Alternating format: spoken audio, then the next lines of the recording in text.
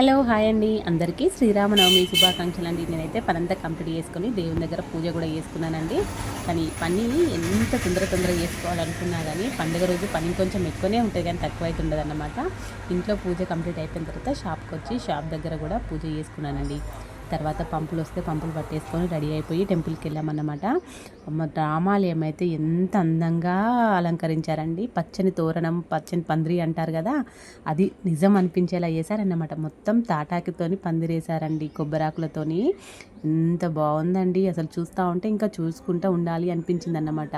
జనాలైతే అసలు ఏమన్నా ఉన్నారా, అంతమంది జనాలలోకి వెళ్ళి నడుచుకుంటూ వెళ్ళడం. దర్శనానికి వెళ్ళినప్పుడైతే అసలు ఊపిరాడకుండా నెట్టారండి, అంతమంది జనాలు ఉన్నారు.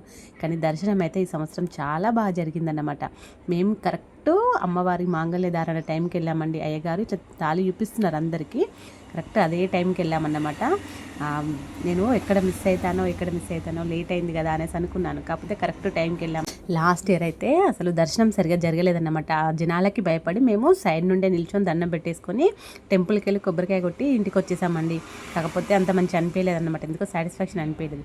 కానీ ఈసారి ఎంత ఇబ్బంది అయినా మంచిదే లైన్లో నిల్చోవాలి అని చెప్పేసి మా ఆయన అన్నాడండి. నాకు కూడా నిల్చొని దర్శనం చేసుకున్న తర్వాత నిదానంగానే వెళ్ళాలి అని చెప్పేసి అనుకున్నాను అనమాట. కానీ ఏమన్నా వద్దుడా అండి, నేను మా ఆయన అంటే అడ్జస్ట్ అయ్యాం కదా. మా బంగారి అయితే పాపం అంత రష్లో వెళ్ళడం తనకు ఎక్కువ అలవాటు లేదు కదా, కొంచెం ఇబ్బందిగా ఫీల్ అయ్యాడు. కాకపోతే మేము పోదామన్నది ఆక కూడా తన టెంపుల్లో నుండి పోదామని మాత్రం అనలేదండి. మంచిగా మాతో పాటే ఉన్నాడు. దర్శనం అయితే చాలా బాగా జరిగిందన్నమాట. మేము అందరూ దక్షిణ వేస్తారు కదా, మామూలుగా హుండీలో వేస్తారు కదా, మేము హుండీ తీసేసారనమాట. మేము దగ్గరికి వెళ్ళేసరికి హుండీ తీసేస్తే అయ్యో ఎట్లా మరి హుండీ లేదు కదా అని చెప్పేసి మా ఆయన కొంచెం పక్కకని చెప్పేసి హుండీ ఇదివరకు ఉన్న ప్లేస్లో పెట్టాడంట. కాకపోతే అక్కడికి వచ్చిన ఉంటారు కదా వాళ్ళు వచ్చేసి ఆ డబ్బులు తీసుకెళ్ళి దేవుని పాదాల దగ్గర పెట్టారండి. నాకైతే చాలా సంతోషంగా అనిపించింది.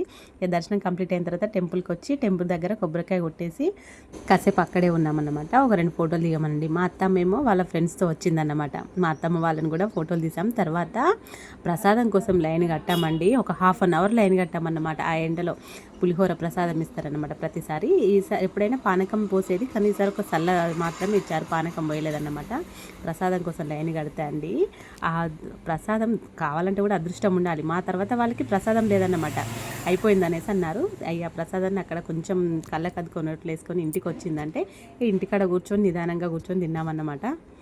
ఈ వీడియో కనుక మీ అందరికీ నచ్చినట్లయితే ప్లీజ్ లైక్ చేయండి, షేర్ చేయండి, సబ్స్క్రైబ్ చేసుకోండి. Thank you so much for watching.